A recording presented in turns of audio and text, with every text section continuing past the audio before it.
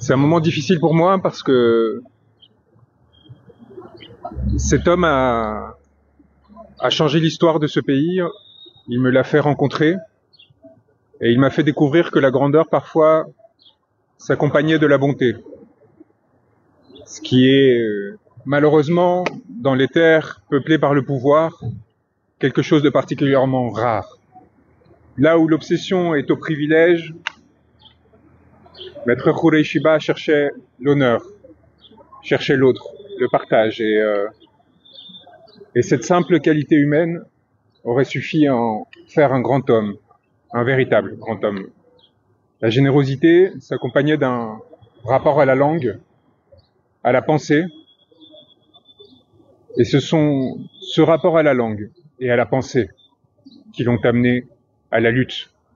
Parce qu'il n'est pas possible, en un monde comme le nôtre, où l'injustice demeure comme si c'était son domaine, de ne pas lutter lorsque l'on pense et lorsque l'on maîtrise comme il le faisait ce rapport au droit et à l'œuvre qui est celle des avocats. Alors, ma présence ici était une évidence, une nécessité, aux côtés de mes confrères qui vaillamment se sont battus pour un idéal, pour une idée, qu'il appartient désormais aux autorités de concrétiser et de se montrer à la hauteur des sacrifices que cet homme et tant d'autres ont mis en œuvre pour les porter en position de défendre le peuple sénégalais. Je vous remercie. Ouais, Saïd Larifou. Bon. L'essentiel a été dit quant au témoignage que nous devons chacun apporter sur les œuvres, sur les actions, sur l'homme que notre confrère disparu. Bon, moi je suis venu aussi m'associer à la tristesse de sa famille, m'associer également à la tristesse des opprimés, à la tristesse de la justice, puisque effectivement, comme le disaient les titres, les grands titres, la justice et les opprimés sont en deuil. Nous sommes venus ici aujourd'hui célébrer non pas l'homme, mais célébrer les valeurs de justice, les valeurs de dignité, de droiture, de dignité de ce grand homme. Les valeurs qu'il portait nous ont fait rencontrer Khoureyssi. J'ai eu le privilège de passer beaucoup de temps avec lui lorsque j'étais de passage ici au Sénégal.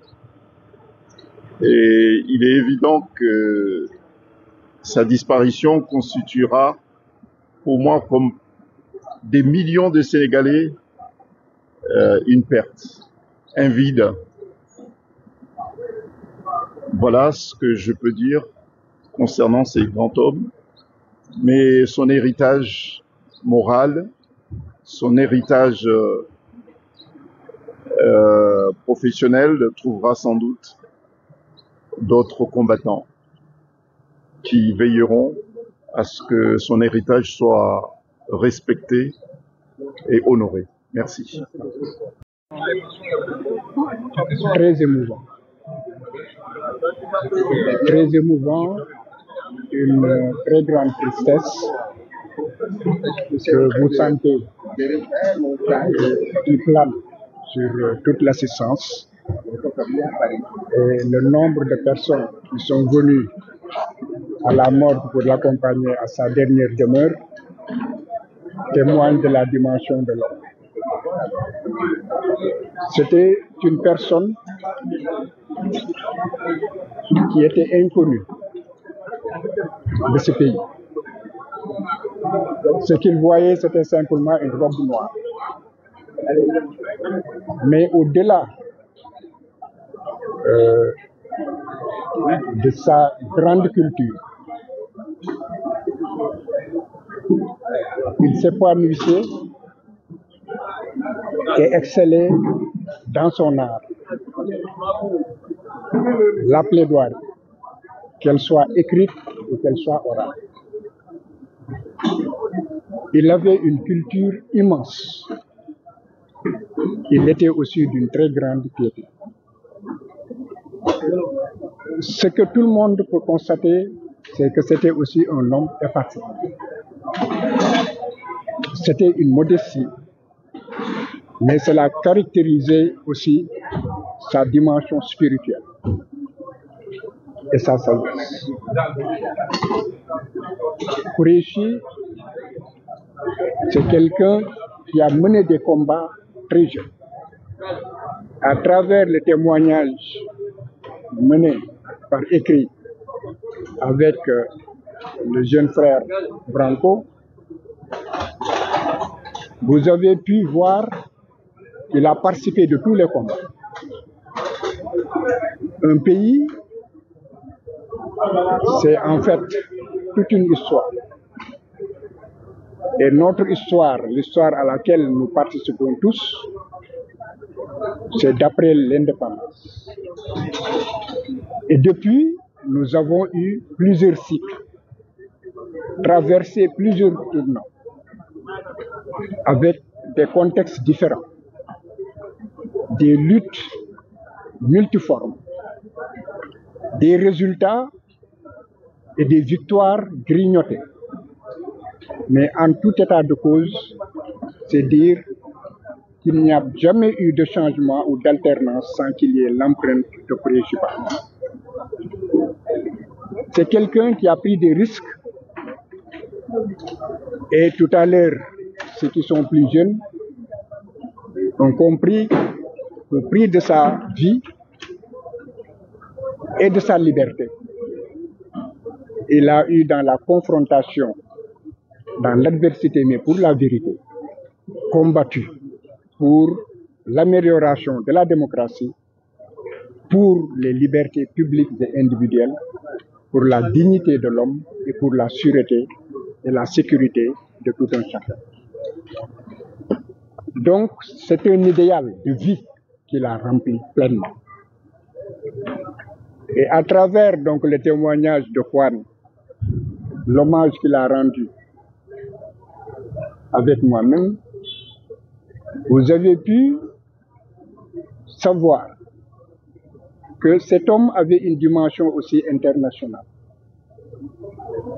qu'il a participé à des combats en dehors du Sénégal, partout en Afrique et même en Europe.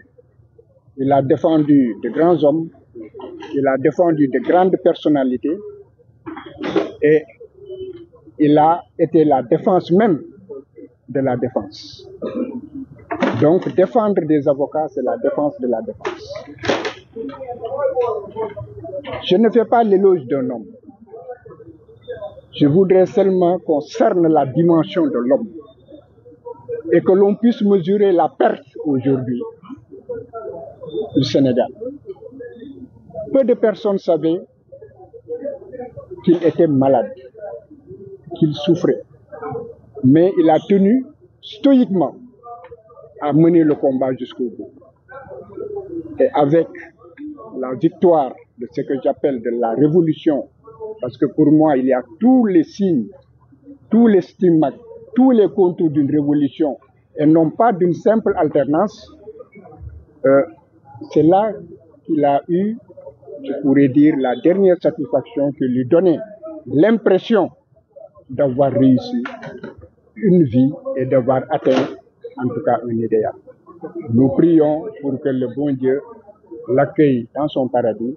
Et si ce ne sont que les bonnes œuvres qui mènent au paradis, nous sommes confiants parce que nous savons qu'il est attendu par les anges.